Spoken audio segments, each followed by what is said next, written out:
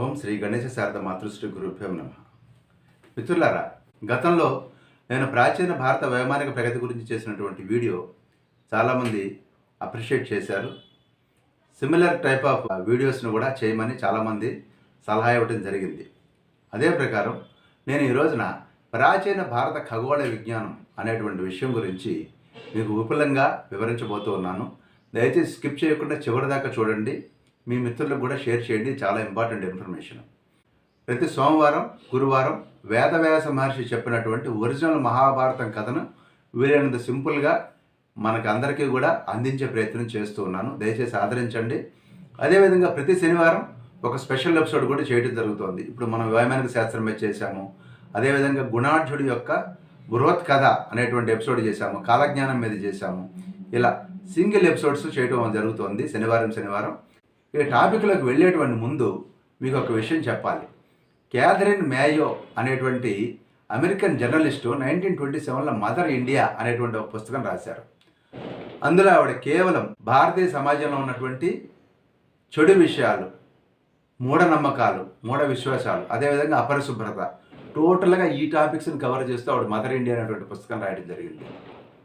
ఆ పుస్తకం చూసినటువంటి మహాత్మా గాంధీ ఆవిడ డ్రైనేజ్ ఇన్స్పెక్టర్స్ ఆఫ్ ఇండియా అన్నారు. ఆ తర్వాత టిట్ ఫర్ టాట్ కింద ఆ బుక్కి సమాధానంగా కేఎల్ గౌబా అనేటువంటి భారతీయ జర్నలిస్టు కమ్ లాయర్, ఆయన uncle Sham a strange tale of a civilisation run amuck అనేటువంటి ఇంకొక బుక్ రాయడం జరిగింది. అమెరికా సమాజంలో ఉన్నటువంటి చెడునంతా కడిగి పారేస్తూ ఆయన ఇంకో బుక్ రాశారు. ఇదంతా జరిగి ఆయన 1929లో ఈ పుస్తకం రాయడం జరిగింది. అంటే 1927లో ఆవిడ పుస్తకం, 1929లో ఈ గౌబా గారి పుస్తకం రావడం జరిగింది. అప్పట్లో అవి చాలా బెస్ట్ సెల్లర్స్. విషయం ఏంటంటే 100 సంవత్సరాలు అయిపోయింది. ఇప్పటికీ కూడా మిస్మేయో వారసులు దేశ విదేశాల్లో ఎప్పటికీ ఉన్నారు. వాళ్ళు ఎంతసేపు నెగిటివ్స్, భారతీయ సమాజంలో నెగిటివ్స్ కానివ్వండి, సంస్కృతిలో ఉన్నటువంటి నెగిటివ్ పాయింట్స్ని మాత్రమే వాళ్ళు అండర్లైన్ చేసి దాన్నే టీవీ డిబేట్లలో పదే మాట్లాడుతూ ఉంటారు. ఈ మేధావులు, సామాజికవేత్తలు, హేతువాద ముసుగులో ఉన్నటువంటి వారు వీళ్ళందరూ కూడా నెగిటివ్ పాయింట్స్ని మాత్రం ఎందుకు మాట్లాడతారో అర్థం కాదు. వాళ్ళకి మరి ఇలాంటి అద్భుతమైనటువంటి ఖగోళ విషయాలు, అదేవిధంగా భరద్వాజ మహర్షి వైమానిక శాస్త్రం లాంటి అద్భుత గ్రంథాలు ఇవన్నీ ఎందుకు కనపడవో, వాటి గురించి వాళ్ళు ఎందుకు పాజిటివ్గా మాట్లాడరో మనకి ఎప్పటికీ అర్థం కాదు. ఈ విదేశీ మానసపుత్రులకు ఒక నమస్కారం పెట్టేసి మన టాపిక్లోకి ఎంటర్ అయిపోదాం. ఈ ఖగోళ విజ్ఞానాన్ని మనం వేదం యొక్క నేత్రం అని పిలుచుకున్నాం. వేల సంవత్సరాల పూర్వమే భారతీయులకి ఖగోళ శాస్త్రంలో అద్భుతమైనటువంటి పరిజ్ఞానం ఉంది. ఈ విషయం గురించి అన్ని రకాల ఆధారాలు మన దగ్గర ఉన్నాయి. ఋగ్వేదంలోని 18వ అధ్యాయంలో 40వ మంత్రంలో సూర్యుడి వల్లే చంద్రుడు ప్రకాశిస్తున్నాడు అని చెప్పడం జరిగింది. ఋగ్వేదంలోనే చంద్రుడి యొక్క ప్రకాశం సూర్యుడి వల్ల వస్తుంది, ఆధునిక శాస్త్రజ్ఞులు చెప్పడం కాదు. ఇది క్లియర్గా చెప్పడం జరిగింది. ఋగ్వేదంలో 12 ఆకుల కాలచక్రం గురించి, 27 నక్షత్రాల గురించి, 12 రాసుల గురించి ఇలాంటి వివరాలన్నీ కూడా చెప్పడం జరిగింది. నక్షత్రాలు, చాంద్రమాసము, సౌరమాసము, అధిక మాసము, ఋతువులు, ఉత్తరాయణము, దక్షిణాయనము, వివిధ కాల గణన వివరాలు, గ్రహ నక్షత్ర గమనాలు ఇవన్నీ కూడా ఋగ్వేదంలోని శతపథ బ్రాహ్మణంలో కూడా చెప్పడం జరిగింది. 14వ శతాబ్దం మొదట్లో విజయనగర ఆస్థానంలో ఉన్నటువంటి సాయనాచార్యుడు అనేటువంటి ఆయన ఋగ్వేదానికి భాష్యం రాస్తూ వేద మంత్రాలకు అర్థం రాశారు. అందులో ఒక విషయంలో ఆయన ఏం చెప్పారంటే, అర్ధ నిమేషము అంటే మన నిమిషము 60 సెకండ్స్ కాదు, అర్ధ నిమేషమందు 2202 యోజనాలు ప్రయాణించు ప్రకాశమా నీకు నమస్కారం అనేటువంటి వ్యాఖ్య ఉంది. 2200 యోజనాలని మనం కనుక కన్వర్ట్ చేసుకున్నట్లయితే కాంతి వేగం ఆయన లెక్క ప్రకారం 1,88,727 మైళ్ళు. 1983 నాటికి సరిచేసినటువంటి ఆధునిక శాస్త్రజ్ఞుల లెక్క ప్రకారం కాంతి వేగం 1,86,282 మైళ్ళు. ఇది ఎంత దగ్గరగా సాయనాచార్యుల వారి భాష్యానికి ఎంత దగ్గరగా ఉందో గమనించండి. మన ఖగోళానికి ముఖ్యమైనటువంటి సూర్య సిద్ధాంతము కొన్ని ప్రతులు మనకి ఇప్పటికీ కూడా భారతదేశంలో లభిస్తూ ఉన్నాయి. ఈ గ్రంథం ఏనాటిదో, దీని కర్త ఎవరో అనేది ఎవరికి తెలియదు. ఆయన భూమి యొక్క వ్యాసాన్ని ఆ యొక్క సూర్య సిద్ధాంతంలో చెప్పిన ప్రకారం 7,840 మైళ్ళు. అదేవిధంగా భూమికి చంద్రుడికి మధ్య దూరం 2,53,000 మైళ్ళు. ఇవన్నీ కూడా నేటి పరిశోధనలతోటి కరెక్ట్గా సరిపోలుతూ ఉన్నాయి. మన పూర్వీకులు ఎక్కడ కూడా రాహుకేతువుల్ని గ్రహాలుగా చెప్పలేదు. అవి ఖగోళ బిందువులుగా మాత్రమే క్లియర్గా చెప్పారు. మనం చెప్పుకున్నటువంటి నవగ్రహాలలో రాహుకేతువుల్ని బిందువులుగాను, అదేవిధంగా మిగతా 7 ఖగోళ వస్తువుల్ని సూర్యచంద్రులతో కలిపి గ్రహాలుగాని చెప్పారు. దాన్ని మన వాళ్ళు ఇప్పుడు ఆధునికంగా హేతువాదులు అంటారు. సూర్యుడు గ్రహమా అండి అంటే నువ్వు పెట్టుకున్న పేరు నక్షత్రం. మన ప్రాచీన ఖగోళ శాస్త్రవేత్తలు అదొక సెలెస్టియల్ ఆబ్జెక్ట్, ఖగోళ వస్తువుగా మాత్రమే సూర్యుని కానీ చంద్రుని కానీ తీసుకోవడం జరిగింది. ఇది మనం గమనించాల్సినటువంటి అవసరం ఉంది. అదేవిధంగా గ్రహణాలన్నీ కూడాను 18 సంవత్సరాల 11 రోజులకు రిపీట్ అవుతాయని కూడా మన వేదాంగాల్లో చెప్పడం జరిగింది. కపిత్తాకారం గోళం అన్నారు. భూమి గుండ్రంగా ఉంది అని చెప్పిన వాళ్ళు మనవాళ్లే. ఋగ్వేదంలోనే కపిత్తాకారం అంటే పైన కింద నొక్కబడినట్లే ఉన్నటువంటి గోళం, భూగోళం అని మనవాళ్ళు ఎప్పుడూ చెప్పారు. అండకోటి బ్రహ్మాండాలు అన్నాం. ఈశ్వరుణ్ణి అనంతకోట బ్రహ్మాండ నాయకుడు అన్నాము. కొన్ని కోట్ల బ్రహ్మాండాలు ఉన్నాయని మన ప్రాచీనులకు తెలుసు. స్పష్టమైనటువంటి ఆధారాలను మీకు ఇప్పుడు చెప్తాను నేను. అంతేకాకుండా మన యొక్క సృష్టి సూక్తంలో కానివ్వండి, నాసదీయ సూక్తంలో కానివ్వండి, పురుష సూక్తంలో కానీ ఈ యొక్క సృష్టి ఆరంభం నాటి విశేషాలు, సృష్టి విస్తరించినటువంటి విషయాలు చాలా స్పష్టంగా చెప్పారు. ఇది నేను ఆల్రెడీ ఒక ఎపిసోడ్ చేశాను. ఋగ్వేదంలో సృష్టి రహస్యాలు అనేటువంటి ఎపిసోడ్ ఇంతకుముందే చేయడం జరిగింది. మన విజ్డమ్ చారిటీలో కూడా అది చెప్పాను వివరంగా.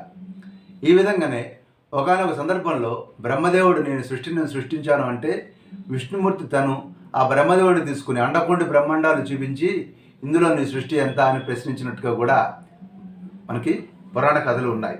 ఇవన్నీ కూడా సైన్స్ తోటి మనం సరిపోల్చుకోవాల్సినటువంటి అవసరం ఉంది. ముఖ్యంగా రైవతకుడు అనేటువంటి ఒక రాజు కథ మన యొక్క దేవి భాగవతంలో కనపడుతుంది. రైవతకుడు అనేటువంటి రాజు రైవతక స్థలి అనేటువంటి ప్రాంతాన్ని పరిపాలిస్తూ ఉండేవాడు. తన కుమార్తె అయినటువంటి రేవతికి సరైనటువంటి వరుడు దొరకలేదని బ్రహ్మలోకం వెళ్ళాట తన విమానంలో. వెళ్ళేసరికి అక్కడ ఒక క్షణం వెయిట్ చేసిన తర్వాత బ్రహ్మగారిని దర్శించి నా కుమార్తెకి సరైనటువంటి వరుడు ఎవరు స్వామి, నువ్వెవరిని నిర్ణయించావని అడిగితే బ్రహ్మదేవుడు నవ్వి ఇంకిప్పుడెక్కడ భూలోకంలో నువ్వు వచ్చాక అనేక మహాయుగాలు గడిచిపోయినాయి. నీ రైవతక స్థలి లేదు, నీ ప్రజలు లేరు, నువ్వు మళ్ళీ వెనక్కి వెళ్ళు, నీ కుమార్తెకి బలరాముడికి ఇచ్చి వివాహం చెయ్యి. రైవతక స్థలి ప్రాంతంలో కొత్తగా ద్వారకా నగరం వెలిసింది, అక్కడ బలరాముడు ఉన్నాడు, ఇప్పుడు ఆ బలరాముడికి ఇచ్చి నీ కుమార్తెను వివాహం చేయమని చెప్పాడు. అప్పుడు రైవతకుడు ఆశ్చర్యంగా అడిగాడు, స్వామి నేను నా కుమార్తె మా ఇద్దరి వయసు మారలేదు, భూలోకంలో వయసు మారిపోవడం ఏంటి అంటే నువ్వు అత్యంత వేగంతో రాగలిగావు బ్రహ్మలోకానికి, అందువల్ల నీ యొక్క వయసు నీ కుమార్తె యొక్క వయసు మారలేదు, కానీ భూలోకంలో యుగాలు గడిచిపోయినాయి అని చెప్పారు. ఆ తర్వాత అతడు తిరిగి భూలోకానికి వచ్చి బలరాముడికి రేవతినిచ్చి పెళ్లి చేయడం అనేది విషయాంతరం. ఏది ఏమైనప్పుడు కూడా ఈ విధమైనటువంటి కాంతి వేగంతో ప్రయాణం చేస్తే వయస్సు మారదు అనేటువంటి అద్భుతమైనటువంటి విషయం ఏదైతే ఉందో ఇది దేవి భాగవతంలో చెప్పడం అనేది సామాన్యమైనటువంటి విషయం కాదు, ఆధునికులు గమనించాలి. అదేవిధంగా అథర్వణ వేదంలో తైత్తరీయ సంహితలో తైత్తరీయ బ్రాహ్మణంలో 20 నక్షత్రాల పేర్లు ఉండటం జరిగింది. మరొక అద్భుతమైనటువంటి విషయం ఏంటంటే ధ్రువోపాఖ్యానం. భాగవతంలో ధ్రువోపాఖ్యానం వస్తుంది, అందులో అద్భుతమైనటువంటి సైన్స్ విషయాలు ఉన్నాయి. నిజానికి ఉపనిషత్తుల వాక్యం ప్రకారము ధ్రువస్య స్థానాదాపసరణం అంటే ధ్రువుడికి చలనం ఉంది అని మన పూర్వీకులకు తెలుసు, మనం గుడ్డిగా నమ్మలేదు. పోల్ స్టార్ అనగానే ధ్రువుడు అక్కడ ఉన్నాడు అంటే ధ్రువుడు అక్కడ ఎంతకాలం ఉంటారు అంటే 26,000 సంవత్సరాలు అని మన యొక్క ప్రాచీనులు ఎప్పుడూ చెప్పడం జరిగింది. 26,000 సంవత్సరాలకు ఒకసారి ధ్రువ నక్షత్రం స్థానంలో మరొక నక్షత్రం వస్తుంది. ధ్రువ నక్షత్రం స్థానంలో అంతకుముందు నరకుడు ఉండేవాడు 5,000 సంవత్సరాల పూర్వం. ప్రస్తుతం ధ్రువుడు ఉన్నాడు. మహాభాగవతంలో ధ్రువుడు విష్ణుమూర్తిని ప్రత్యక్షం చేసుకున్నప్పుడు నువ్వు 26,000 సంవత్సరాల పాటు ఆ యొక్క స్థానంలో ప్రకాశిస్తావు అని చెప్పాడు. ఇది ఖగోళ విజ్ఞానం కాదా? అంత అద్భుతమైనటువంటి విషయం. మన భారతీయులు ఏం చెప్పారంటే భూగోళం తన చుట్టూ తాను తిరుగుతూ అండవృత్త మార్గంలో సూర్యుడి చుట్టూ తిరుగుతూ ఉండగా ఆయనము అంటే కంప్లీట్ టోటల్గా ఇదంతా కూడా 26,000 సంవత్సరాలకు ఒకసారి ఈ ధ్రువం చుట్టూ తిరిగి వస్తుంది. ఆ యొక్క మొత్తాన్ని తిరిగి రావడానికి 26,000 సంవత్సరాలు పడుతుందని మన యొక్క ప్రాచీనులు చెప్పడం జరిగింది. దాన్ని ఆధునిక సైన్స్ చెప్పిన ప్రకారం 25,827 సంవత్సరాలు అని సైన్స్ తేల్చింది. ఇవాళ సైన్స్ 25,827 సంవత్సరాలను తేల్చింది. కానీ మహాభాగవతంలో 26,000 సంవత్సరాల పాటు ధ్రువ నక్షత్రం ప్రాంతంలో ఒక నక్షత్రం ఉంటుందని చెప్పారు. మన బాలగంగాధర తిలక్ చెప్పినట్లుగా విషవత్తు అంటే పగలు రాత్రి సమానంగా ఉండేటువంటి కాలం. ఒకప్పుడు ఇది పునర్వసు నక్షత్రానికి మ్యాప్ అవుతూ ఉండేది. ఖగోళంలో ఒక బిందువును పొడిగించినట్లయితే అది తిన్నగా పునర్వసు నక్షత్రం దగ్గరికి వెళ్తుంది. 930 సంవత్సరాలకు ఒకసారి ఈ విషవత్తు ఒక నక్షత్రం నుంచి ఇంకో నక్షత్రానికి మారుతుంది. ఇలా ఇప్పటికి 9 నక్షత్రాల మేరకు మారింది. అంటే దాన్ని మల్టిప్లై చేస్తే 9 నక్షత్రాలు ఇంటూ 930 సంవత్సరాలు అంటే 8,000 సంవత్సరాల క్రితమే మన వాళ్ళు దీన్ని అబ్జర్వ్ చేశారనే కదా అర్థం. అయితే ఇది 8,000 సంవత్సరాల పాట ప్రతి 26,000 సంవత్సరాలకి ఇది రిపీట్ అవుతుందని ఇందాక చెప్పుకున్నాం కదా. అంటే 26,000 ఇంటూ ఎక్స్ ప్లస్ 8,000 సంవత్సరాలు అంటే మినిమం 34,000 సంవత్సరాలు కావచ్చు, దాదాపు 60,000 సంవత్సరాల క్రితం కూడా కావచ్చు, ఇంకా వెనక్కి కూడా వెళ్ళొచ్చు. అంటే ఈ సైకిల్ ఇప్పుడే అబ్జర్వ్ చేశారా, గత సైకిల్ నుంచి కూడా అబ్జర్వేషన్ ఉందా అనేది మనం చెప్పలేం. మినిమం 8,000 సంవత్సరాలు మన యొక్క బాలగంగాధర తిలక్ గారు తేల్చి చెప్పారు. కానీ నిజానికి ఈ విజ్ఞానం చాలా పురాతనమైనది. మన ప్రాచీనులకు ఎప్పుడో తెలుసు. మనం ఈ లెక్కను వేసుకుంటూ పోతే మనం ఎక్కడికి వెళ్తాం అనేది మనకే తెలియదు. అదేవిధంగా శ్రీమద్ భాగవతంలో పరీక్షిత్తు సుఖ మహర్షిని ఒక ప్రశ్న వేస్తాడు. బ్రహ్మాండం యొక్క వ్యాప్తి ఎంతవరకు ఉంది స్వామి అని అడుగుతాడు. అప్పుడు సుఖ మహర్షి ఏం చెప్తాడంటే, మన కనపడేటువంటి ఈ బ్రహ్మాండం ఏదైతే ఉందో దానికి 10 రెట్లు ఉన్నటువంటి ఆవరణం కప్పివేసి ఉంది. అలాంటి ఆవరణాలు ప్రతి ఒక్కటి 10 రెట్లు ఉన్న వాటిని నేను 7 ఎరుగుదును అన్నాడు. అంటే బ్రహ్మాండాన్ని దాటి ఇంకా మరొక 7 బ్రహ్మాండాల గురించి భాగవతంలో సుఖ మహర్షి చెప్తాడు. నాకు తెలుసు ఇంకొక 7 బ్రహ్మాండాలు అన్నాడు. ఉండడానికి అండకొండ బ్రహ్మాండాలు ఉన్నాయి. కానీ ఇవన్నీ కూడా చెప్తూ ఒక మాట అంటాడు ఆయన సుఖ మహర్షి, ఈ బ్రహ్మాండం మొత్తం ఈ సృష్టిలో ఒక పరమాణువు మాత్రమే. ఇలాంటి కోట్లాది బ్రహ్మాండాలు ఈ సృష్టి తనలో కలిగి ఉంది అని కూడా సుఖ మహర్షి పరీక్షిత్తుకు చెప్తాడు శ్రీమద్ భాగవతంలో. అదేవిధంగా ఇంకొక అద్భుతమైనటువంటి విషయం మీకు చెప్పాలి. కలియుగం ఎప్పుడు ఆరంభమైంది అన్న విషయాన్ని మన వాళ్ళు ఎంత గొప్పగా చెప్పారంటే, ప్రతి 4,32,000 సంవత్సరాలకు ఒకసారి అన్ని గ్రహాలు ఒకే రాశిలోకి వస్తాయి. అదే యుగారంభం, అదే యుగాది. మన వాళ్ళ సైన్సు పిచ్చి క్యాలెండర్లో ఒక నెలకి 30 రోజులు, ఒక నెలకి 31 రోజులు, ఒక నెలకి 28 రోజులు, నాకు కావస్తే 2 రోజులు అడ్డు తీసుకుని ఈ నెలలో కలుపుకోవటం, చక్రవర్తులు, ఈ విధంగా తయారైంది మన ఆధునిక క్యాలెండర్లో. జూలియస్ సీజర్ నాకు 30 రోజులు ఏంటి 31 రోజులు కావాలంటే ఫిబ్రవరి నుంచి పట్టుకొచ్చి వేసేసారు జూలై నెలలో. దానికి ఒక లెక్కాపత్రం లేదు. దానికి జనవరి 1 రోజు మనం విపరీతంగా మనం సెలబ్రేట్ చేసేసుకుంటుంటాం, కేకులు కట్ చేసి టపాకాయలు వెలిచి మెసేజ్లు ఇచ్చుకొని. కానీ దీనికి ఆధునిక క్యాలెండర్కి సైన్స్ లేదు. కానీ మన యొక్క ప్రాచీన ఆర్యులు ఎవరైతే ఉన్నారో కలియుగ ఆరంభం అనేది అన్ని గ్రహాలు ఒక రాశిలోకి వచ్చినప్పుడు యుగాది ప్రతిదీ డిఫైన్ చేయడం జరిగింది. అంటే భారతదేశంలో ఉన్నటువంటి అనేక రకాల పంచాంగాలు ఉంటాయి. కానీ అన్ని పంచాంగాలు ఈ యుగాదిని కరెక్ట్గా చెప్పేసేసారు. యూరోపియన్లు దీన్ని చాలా ఆశ్చర్యపోయారు. క్రీస్తు పూర్వం ఫిబ్రవరి 18, 3102 సంవత్సరం అర్ధరాత్రి 2:27:30 అన్ని గ్రహాలు ఒక చోటుకి చేరాయి. అదే ఉగాది. అప్పుడే శ్రీకృష్ణ నిర్యాణం అయింది. ఇవన్నీ కూడా మన పురాణాలు చెప్పడం జరిగింది.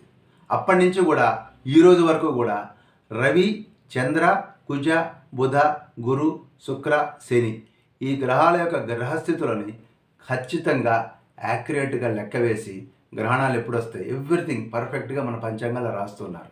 పంచాంగంలో రాసినటువంటి గ్రహ ఫలితాల గురించి మీరు నమ్మితే నమ్మండి, నమ్మకపోతే మానేయండి.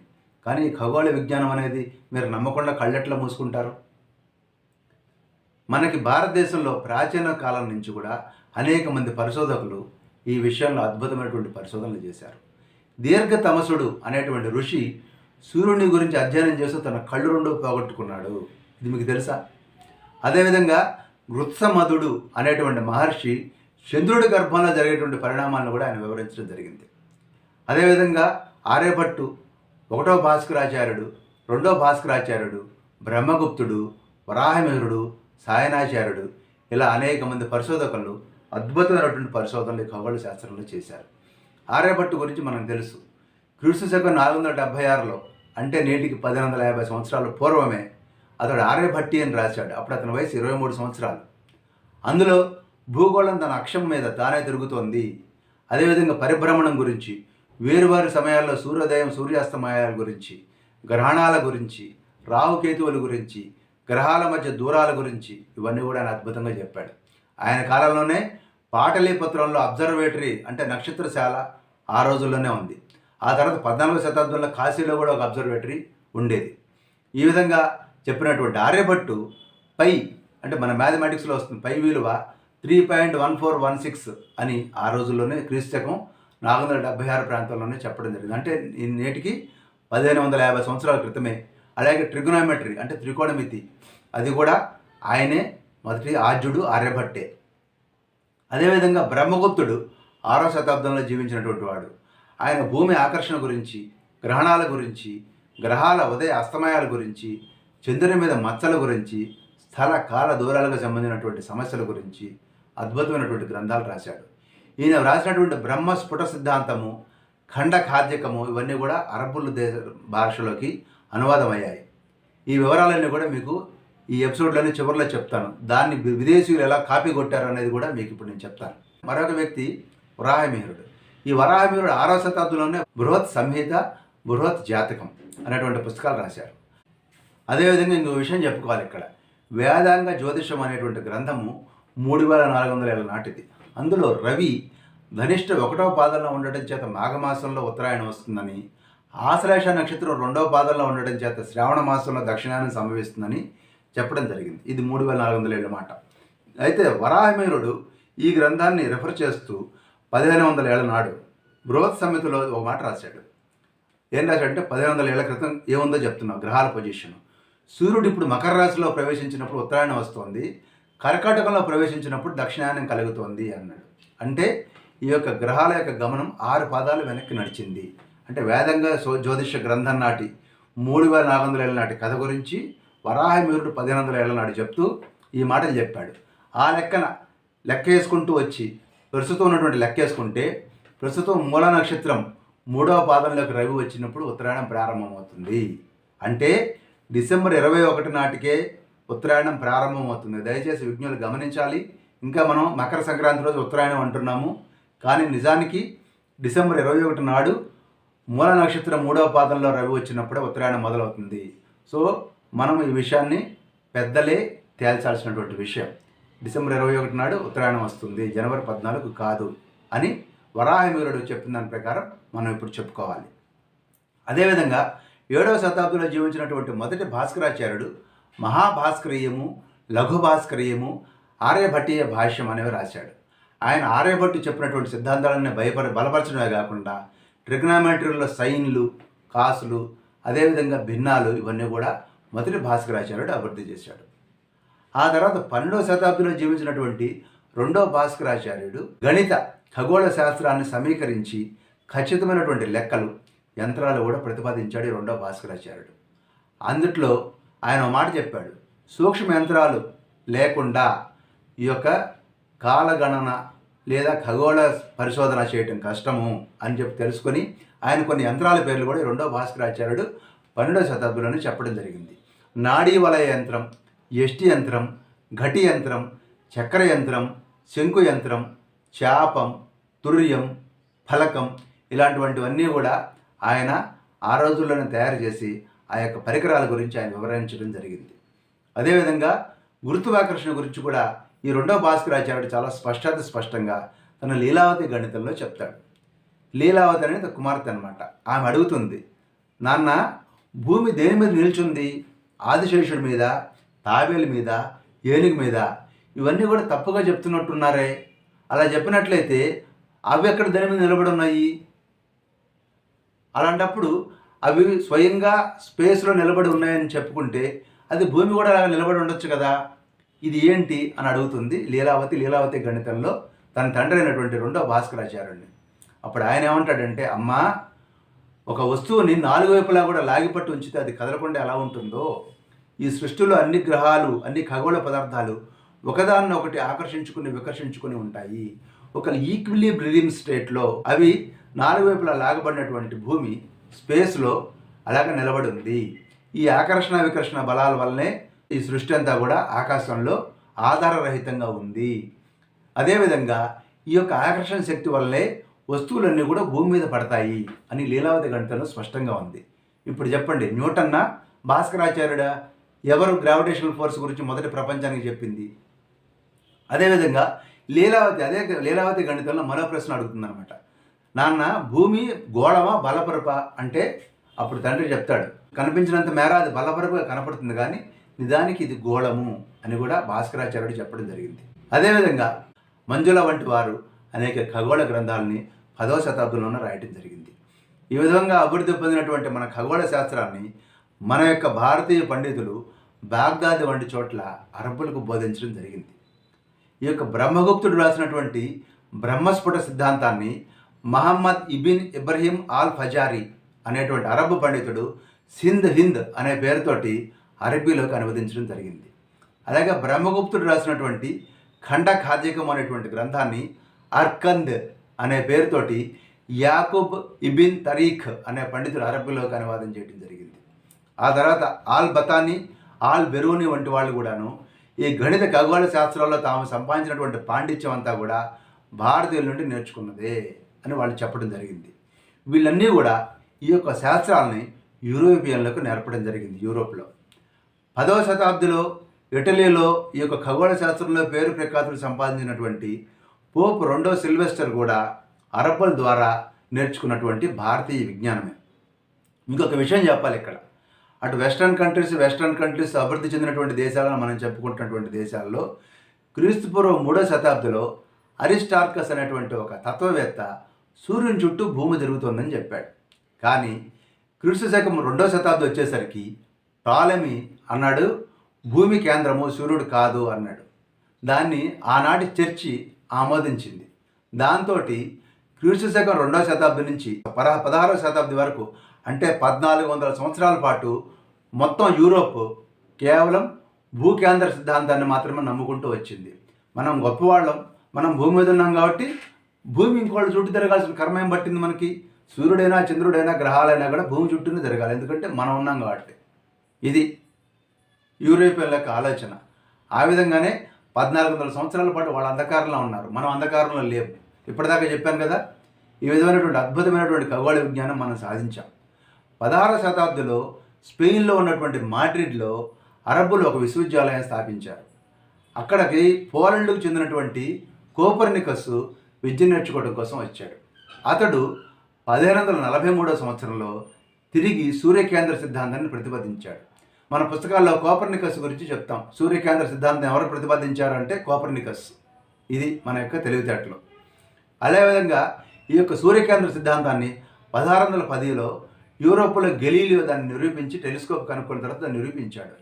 ఈ విధంగా ఆధునిక ఖగోళ విజ్ఞానానికి ఈ గెలీలియో యొక్క టెలిస్కోపు ఊతం ఇచ్చిన మాట వాస్తవం. అయితే భారతీయ విజ్ఞానాన్ని అంగీకరించాలని ఈ యొక్క పాశ్చాత్య శాస్త్రజ్ఞులు కానివ్వండి, అదేవిధంగా మన చుట్టూ ఉన్నటువంటి విదేశీ మానసపుత్రులు కూడా మన ప్రాచీన విజ్ఞానాన్ని ప్రచారం చేయకుండా చిన్నపుచ్చేటువంటి ప్రయత్నం ఆ రోజు నుంచి ఈ రోజు వరకు చేశారు. మన యొక్క గ్రంథాలన్నీ తగలబెట్టారు, మన యొక్క విశ్వవిద్యాలయాలను నాశనం చేశారు, మన యొక్క విద్యా వ్యవస్థను నాశనం చేశారు, విదేశీ భావజాలాన్ని మన నరనరాలను నింపేశారు. మనకి విశ్వవిద్యాలయాల్లో కూడా ఆ రకమైనటువంటి ఎడ్యుకేషనే ఉంది. ఇప్పటికీ కూడా మన ప్రాచీన ఖగోళ విజ్ఞానం గురించి చెప్పే పరిస్థితి లేదు. అదేవిధంగా సూర్యకాంత సిద్ధాంతాన్ని కోపర్నికస్ పేరు మీద, భూమి గుండ్రంగా ఉందన్నది గెలీలియో పేరు మీద, గురుత్వాకర్షణ సిద్ధాంతాన్ని న్యూటన్ పేరు మీద ఇప్పటికీ కూడా మన విద్యాలయాల్లో ప్రచారం చేసుకుంటూ బతికేస్తున్నాం. ఏది ఏమైనప్పుడు కూడా 12వ శతాబ్ది తర్వాత భారతదేశం మీద విదేశీ దాడులు, మూఢ విశ్వాసాల కారణంగా మన ఖగోళ విజ్ఞానం కొడిగట్టిందన్నమాట వాస్తవం. ఈ ఆధునిక ప్రపంచంలో తర్వాత అనేక రకాల ఆవిష్కరణలు జరిగిన తర్వాత ఖగోళ విజ్ఞానానికి హద్దులు లేకుండా అన్ని దేశాలకి అందుబాటులోకి వచ్చిన మాట వాస్తవం.